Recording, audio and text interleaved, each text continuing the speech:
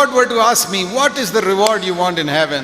பரலோகத்திலே உனக்கு என்ன பலன் வேண்டும் என்று ஆண்டவர் கேட்டால், Without thinking even for a second, ஒரு வினாடி கூட நான் தாமதியாமல் my answer is ready. என்னுடைய விடை தயாராக இருக்கிறது. Lord Jesus, I want to be close to you. ஆண்டவராகிய இயேசுவே, உமக்கு நான் நெருக்கமாக இருக்க வேண்டும். For eternity. நித்திய நித்தியமாக உமக்கு பக்கத்தில் இருக்க வேண்டும். That is my reward.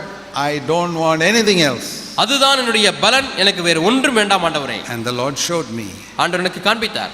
That is the reward. That is the meaning of the crown. கிரீடம் என்பதற்கு இதுதான் பொருள் என்று ஆண்டவர் உணர்த்தினார். Closeness to Jesus. இயேசுவுக்கு நெருங்கி இருப்பது. And I learned something. ஒன்றை நான் கற்றுக்கொண்டேன். We are all going to be in heaven if you are born again, but not all will be equally close to Jesus in heaven. மறுபடியும் பிறந்த நாம் எல்லாரும் பரலோகத்துக்கு போக போகிறோம். ஆனால் எல்லாரும் இயேசுவுக்கு ஒரே நெருக்கமாக இருக்க போவதில்லை. Jesus said, my reward is with me to give to every man according as his work shall be. அவனவன் தான் செய்த கிரியைக்கு தக்க பலன் என்னோடு கூட வருகிறது என்று இயேசு சொல்கிறார். And I realized that if I am not faithful on earth for all eternity, I'll be in heaven, but I won't be so close to Jesus. நான் இந்த பூமியிலே உண்மையற்ற ஒரு வாழ்க்கை வாழ்ந்தால், நான் பரலோகத்துக்கு போனாலும் கூட நான் பரலோகத்தில் இருப்பேன், ஆனால் இயேசுவுக்கு நெருக்கமாக இருக்க மாட்டேன், தூரமாக இருப்பேன். After 45 years of being a believer, I'm still live with tremendous fear when I handle money. ஆகவே 45 ஆண்டுகளாக நான் விசுவாசியாக இருந்தாலும் கூட இப்பொழுதும் நான் பணத்தை கையாளும் பொழுது மிகுந்த பயத்தோடு கூட நான் கையாளுகிறேன். God is my witness. I live in fear when I touch money. நான் பணத்தை தொடும் பொழுது தேவனே எனக்கு சாட்சி, நான் பயத்தோடு கூட தொடுகிறேன். Because I know that for this silly bit of paper I can lose my closeness to Jesus for eternity. இந்த வெட்டு காகிதத்துக்காக நான் நித்தியத்திலே தேவனோடு கூட இருக்கிற நித்தியத்திலே இருக்க நெருக்கத்தை நான் இழந்து விட முடியும். I say, Lord, don't let me be a fool. ஆண்டவரே, நான் முட்டாளா இருக்க வேண்டாம். Don't let me live for these pieces of paper. இந்த சிறு காகித துண்டுகளுக்காக நான் இந்த பூமியிலே வாழ்ந்து விட வேண்டாம். I don't want this. எனக்கு இது தேவையில்லை ஆண்டவரே. I want to be close to you in eternity. நித்தியத்திலே உமக்கு நெருக்கமாக இருக்க வேண்டும். God tests me, he tests you. தேவன் என்னை சோதிக்கிறார், உங்களையும் சோதிக்கிறார். To see what do you want. உனக்கு எது வேண்டும் என்பதை சோதிக்கிறார். Will you be faithful on earth? பூமியிலே நீ உண்மையா இருப்பாயா? Noah sold his property. Noah தன்னுடைய சொத்தை விற்றான். And not only that, அது மட்டுமல்ல, his sons used to see him get up in the morning, go with the axe to cut down the trees. அவனுடைய மகன்கள் பார்த்தார்கள், காலையில விடிய காலமே நோவா எழுந்து கோடாரியை தோளிலே போட்டுக்கொண்டு போய் காட்டிலே மரத்தை வெட்டுவான். God chooses hard working people. தேவன் கடினமாய் உழைக்கிறவர்களை தெரிந்து கொள்கிறார். God will never use a lazy man.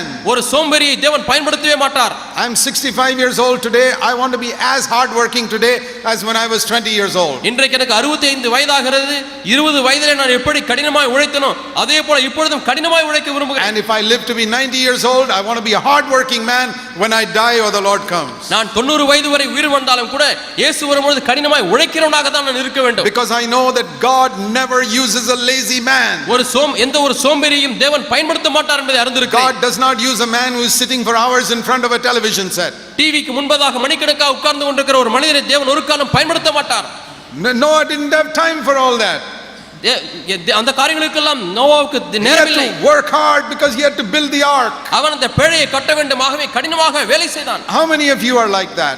உங்களில் எத்தனை பேர் அப்படி இருக்கிறீர்கள்? Say, Lord, I've got only one life. ஆண்டவரே, எனக்கு இருக்கிறது ஒரே ஒரு வாழ்க்கை. The days are slipping by. நாட்கள் கடந்து போய் கொண்டே இருக்கிறது. I don't இருக்கிறது. have time to do everything I want to do. நான் செய்ய வேண்டிய எல்லா காரியங்களும் செய்வதற்கு எனக்கு நேரமில்லை ஆண்டவரே. So many people in Tamil Nadu, so many people in India have not heard the gospel. தமிழ்நாட்டிலே அநேகர், இந்தியாவிலே அநேகர் சுவிசேஷத்தை கேட்கவில்லை ஆண்டவரே. And so many people who hear the gospel are hearing a third rate useless gospel from third rate useless preachers. அப்படியே சுவிசேஷத்தை கேட்க இருந்தாலும் கூட அவர்கள் பிரயோஜனமற்ற தரக்குறைவான சுவிசேஷத்தை தரக்குறைவான பிரசங்கியாரிடமிருந்து கேட்டுக்கொண்டிருக்கிறார்கள். Lord, fill me with the Holy Spirit. ஆண்டவரே, என்னை அபிஷேகத்தினாலே நிரப்பும். Anoint me. என்னை அபிஷேகி. Set me on fire. என்னை அக்கினியாலே நிரப்பும். And help me to live for you. உமக்கென்று வாழ எனக்கு உதவி செய்யும் ஆண்டவரே. That's what God is looking for. இதை தான் தேவன் தேடிக் கொண்டிருக்கிறார். And he found one man like that in Noah. நோவாவின் காலத்திலே ஒரு மனிதனை தேவன் கண்டுபிடித்தார். Who used his own money to do God's work. தேவனுடைய வேலை செய்ய தன் சொந்த பணத்தை பயன்படுத்தினார். He sold his property to build the ark. தன் சொந்த சொத்தை விற்று அவன் அந்த பேழையை கட்டினான். He got up in the morning to cut down the trees to build the ark.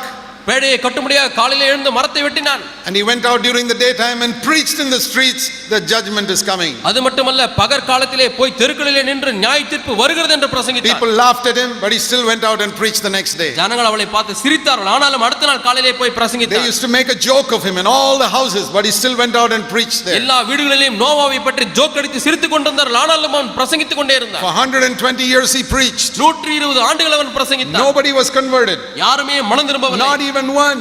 ஒரு மனிதன் கூட மனம் திரும்பவில்லை. ஏன்? Why was Noah's church having only 8 people? ஏன் நோவாவினுடைய சபையில 8 பேர் தான் It இருந்தார்கள்? started with 8 people. After 120 years, it was 8 people. 8 பேர் மூலமாக அந்த சபை ஆரம்பித்தது.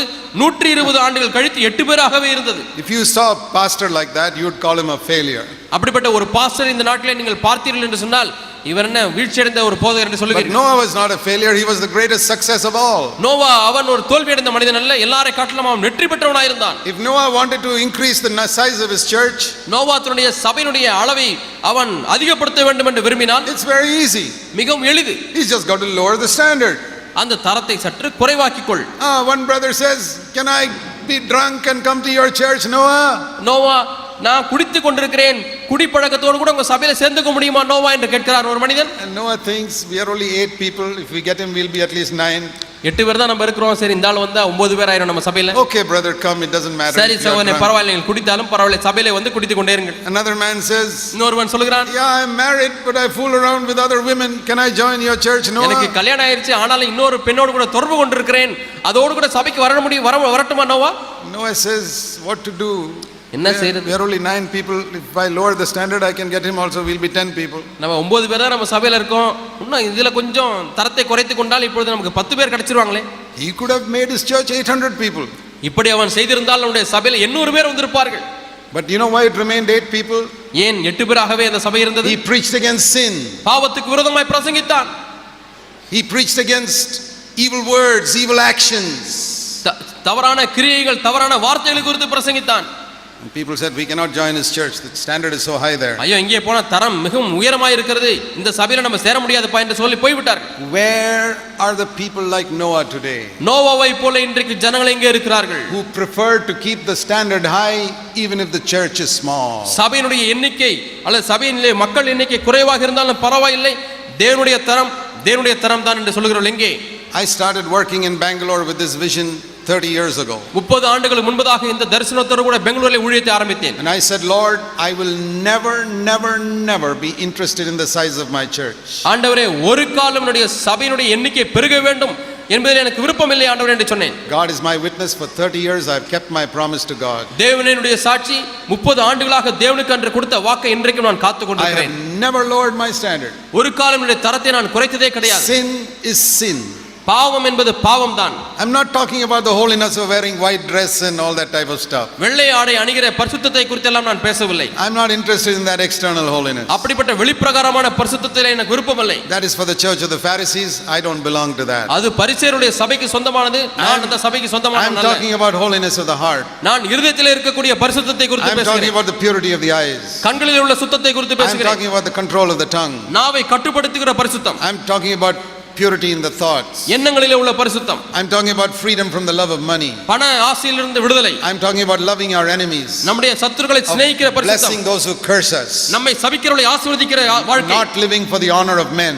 மனிதனுடைய கனத்துக்காக வாழாத ஒரு That வாழ்க்கை. is my holiness. இதுதான் என்னுடைய பரிசுத்தம். Not white clothes and taking off ornaments and all that. நகையை கழட்டி விட்டு வெள்ளை ஆடைகளை அணிவது அது என்னுடைய பரிசுத்தம் அல்ல. That's not, I'm not talking about that. அதை குறித்து நான் பேசுவதில்லை. If you want to do it, you can do it. But my holiness is the holiness of the heart. நீங்கள் அதை செய்ய வேண்டுமானால் தயவு செய்து செய்யுங்கள். ஆனால் என்னுடைய பரிசுத்தமான இருதயத்திலே காணப்படுகிற Noah பரிசுத்தம். preached holiness of the heart. Noah தன்னுடைய உள்ளத்திலே இருக்கக்கூடிய பரிசுத்தத்தை குறித்து And பிரசங்கித்தான். he had a very small church. அவனுக்கு மிகவும் சிறிய எண்ணிக்கை உள்ள But சபை he was இருந்தது. not bothered. ஆனால் அதை குறித்து அவன் கவலைப்படவில்லை. You know what would have happened if he had lowered his standard and got more people into his church? அவன் தன்னுடைய தரத்தை குறைத்து அநேக ஜனங்கள் சபைக்கு வந்திருந்தால் என்ன நடந்திருக்கும்? Everybody would have been destroyed. எல்லாரும் We would அழிக்கப்பட்டிருந்திருப்பார்கள். not be here today. இங்கே நீங்களும் நானும் இருந்திருக்க மாட்டோம். That's why I say I want to shake hands with Noah for being faithful for 120 years. ஆகவே தான் 120 ஆண்டுகள் உண்மையுள்ளவனாய் இருந்தபடினாலே நோவாவுக்கு நான் போய் கை கொடுக்க விரும்புகிறேன். Like we hear written at the back, in these last days, where are the people standing up and preaching God's word? இங்கே எழுதப்பட்டது போல தேவனுக்காக நிலைத்து நிற்கிறவர்கள் எங்கே? Where are they? எங்கே? God is looking for them. அவர்களை தேவன் தேடிக் He's கொண்டிருக்கிறார். looking for them all over India. India முழுதுமாய் தேவன் தேடிக் He doesn't கொண்டிருக்கிறார். need 100 people, he needs one. அவருக்கு 100 பேர் தேவையில்லை, ஒரு மனிதன் இருந்தால் போதும். He's looking for one man, one woman. ஒரு மனிதன், ஒரு மனுஷி. Who will stand for him? எனக்காக நிற்கக்கூடியவன் And எங்கே? I want to say to you sisters, சகோதரிகளே உங்களுக்கு சொல்கிறேன், how many of you will be like Noah's wife? நோவாவின் மனைவி போல எத்தனை பேர் இருக்க தீர்மானிக்கிறீர்கள்? Think how she supported her husband. தன்னுடைய கணவனுக்கு எவ்வளவு தாங்களாமல் What a இருந்தால் பாருங்கள். solid support she was for 120 years. 120 ஆண்டுகள் தன்னுடைய கணவனுக்கு உறுதுணையாக இருந்தால் என்று பாருங்கள். And that's another person I want to go and shake hands with, Noah's wife. இன்னொரு நபர் இருப்பாரே, ஆனால் கை குலுக்குவதற்கு நான் நோவாவின் In heaven. மனைவி பரலோகத்திலே. Thank you sister for supporting your husband for 120 years. 120 ஆண்டுகளாக உன்னுடைய கணவனுக்கு உறுதுணையா இருந்தபடினாலே நன்றி That என்று you சொல்லி கை குலுக்குவேன். encouraged him. I can imagine Noah coming home discouraged and his wife saying, "Don't give up, எத்தனையோ Noah." முறை நோவா தளர்ந்து போய் வீட்டுக்கு வந்திருப்பான், விட்டு விடாதீர்கள் என்று சொல்லி உற்சாகப்படுத்தி His இருந்திருப்பாள். wife was not preaching on the roads. மனைவி அங்கே தெருக்களிலே பிரசங்கம் Noah பண்ணவில்லை. was preaching on the road. Noah தெருக்களிலே பிரசங்கம் பண்ணினான். And he came home and his wife encouraged him. வீட்டுக்கு வந்தான், மனைவி அவனை How உற்சாகப்படுத்தினாள். many of you sisters are encouraging your husbands in these days? இந்த நாட்களிலே இப்படி எத்தனை சகோதரிகள் உங்களுடைய புருஷன்மாரை உற்சாகப்படுத்துகிறீர்கள்? That's your calling. இதுதான் உங்களுடைய அழைப்பு. God needs good Noahs and good Mrs. Noahs in these days. தேவனுக்கு நோவாக்கள் தேவை, அதே போல தேவனுக்கு நல்ல திருமதி நோவாக்களும் தேவை. And I'm sure Noah and his wife spent time with their children to bring them up in godly ways. தங்களுடைய பிள்ளைகளை தேவபக்தியுள்ள வாழ்க்கையிலே வளர்ப்பதற்கு நோவாவும் அவனுடைய மனைவியும் நேரம் செலவு What a செய்திருப்பார்கள். fantastic home that was. என்ன அற்புதமான ஒரு குடும்பம். Godly people. தேவபக்தியுள்ள ஜனங்கள். Noah's children may not have all been wearing white clothes, நோவாவுடைய பிள்ளைகள் எல்லாரும் வெள்ளை ஆடை அணிந்திருந்திருக்க but they மாட்டார்கள். lived for God. ஆனால் அவர்கள் தேவனுக்காக வாழ்ந்தார்கள். That's the important thing. இதுதான் முக்கியமான காரியம். It's not what other people think about your children. உங்களுடைய பிள்ளைகளை குறித்து மற்ற ஜனங்கள் என்ன Are they நினைக்கிறார்கள் living for பொருட்டல்ல. God? ஆனால் அவர்கள் தேவனுடைய What is in பிள்ளைகள். their heart? அவருடைய உள்ளம் எப்படி Are they இருக்கிறது? living for God? அவர்கள் தேவனுக்காக வாழ்ந்து That's the கொண்டிருக்கிறார்கள். question. இதுதான் கேள்வி. And they will live for God when they see that what you preach in the church you practice at home. சபையிலே என்ன பிரசங்கிக்கிறீர்களோ அதை வீட்டிலே நீங்கள் பயிற்சி செய்யலாம் என்பதை பார்க்கும் பொழுது உங்களுடைய பிள்ளைகள் ரட்சிக்கப்படுவார்கள். My brothers and sisters, சகோதர சகோதரிகளே, the Bible says in Hebrews chapter 11, எபிரேயர் 11ஆம் அதிகாரத்திலே வேதம் சொல்லுகிறது. Hebrews chapter 11, எபிரேயர் 11ஆம் அதிகாரம் we read there, verse 7, 7ஆம் வசனத்திலே வாசிக்கிறோம். by Noah, by faith Noah, being warned by God about things not seen, in reverence prepared an ark for the salvation of his household, by which he condemned the world and became an heir of the righteousness which is according to faith. எபிரேயர் 11ஆம் அதிகாரம் 7ஆம் வசனத்திலே வாசிக்கிறோம். விசுவாசத்தினாலே நோவா தற்காலத்திலே காணாதவனை குறித்து தேவ எச்சரிப்பு பெற்று பயபக்தி உள்ளவனாகி தன் குடும்பத்தை ரட்சிப்பதற்கு பேழையை உண்டு பண்ணினான். அதனாலே அவன் உலகம் ஆக்கணைக்குள்ளானது என்று தீர்த்து விசுவாசத்தினால் உண்டாகும் நீதிக்கு சுமந்தவனானான். He condemned the world. அவன் அந்த உலகத்தை ஆக்கணைக்குள்ளாக தீர்த்தான். He stood there and said, I'm not going to live for this world. அவன் அங்கே நின்று இந்த உலகத்துக்காக நான் வாழ This மாட்டேன் world என்று is going to சொன்னான். be judged. இந்த முழு உலகம் நியாயந்தீர்க்கப்பட போகிறது. God is going to judge this world. இந்த உலகத்தை தேவன் நியாயந்தீர்க்க If போகிறார் all என்று the சொன்னான். people had seen him as a preacher who was running after money, அங்க இருக்கிற ஜனங்கள் எல்லாரும் இவன் பணத்துக்கு பின்னாக போகக்கூடிய ஒரு பிரசங்கியா இருக்கிறான் என்று you பார்த்திருந்தார்களா? think they would have listened to him? அவர்கள் அவனை மதிப்பு கொடுத்திருப்பார்களா? No, they respected him because they knew this man is not living for money. இந்த மனிதன் பணத்துக்காக வாழவில்லை என்பதை அறிந்திருந்தபடினாலே அவர்கள் அவனுக்கு கனம் கொடுத்தார்கள். Do you find preachers like that? எப்படிப்பட்ட பிரசங்கியார்களை நீங்கள் பார்க்கிறீர்களா? Do you find preachers like that on the television? டிவியிலே எப்படிப்பட்ட பிரசங்கியார்களை Do பார்க்கிறீர்களா? you find preachers like that in the platforms today? இன்றைக்கு இருக்கிற பிரசங்க மேடைகளிலே எப்படிப்பட்ட பிரசங்கியார்களை பார்க்கிறீர்களா? Who won't take a collection from you? உங்களிடத்திலிருந்து பணத்தை வசூல் செய்யாத Who பிரசங்கியார் are not interested in your money? உங்களுடைய பணத்திலே விருப்பமில்லாத But who பிரசங்கியார்களை are interested in பார்க்கிறீர்களா? your soul? ஆனால் உங்களுடைய ஆத்துமாக்களிலே விருப்பமுள்ள பிரசங்கியார்கள். That you won't end up like Lot, but you'll end up like Noah in heaven. லோத்தை போல வாழ்ந்து விடக் கூடாது, நீ நோவாவை போல வாழ வேண்டும் என்று உங்களுடைய ஆத்மாவிலே விருப்பமுள்ள பிரசங்கியார்கள் பார்த்திருக்கிறீர்களா? Brothers and sisters, சகோதர சகோதரிகளே, God is speaking to you. தேவன் உங்களோடு கூட தான் பேசிக் You கொண்டிருக்கிறார். young people, வாலிபர்களே, you wives, மனைவிமார்களே, மனுஷர்களே, you can be like Noah and his wife and family. நோவாவை போல மனைவியை போல அவன் குடும்பத்தை போல நீங்கள் இருக்கலாம். We'll continue tomorrow. நாம் தொடர்ந்து நாளையும் இந்த செய்தியை குறித்து Let's pray. தியானிப்போம். நாம் ஜெபிப்போம். Let's bow our heads before God. தேவனுக்கு முன்பாக நம்ம தலைகளை வணங்குவோம்.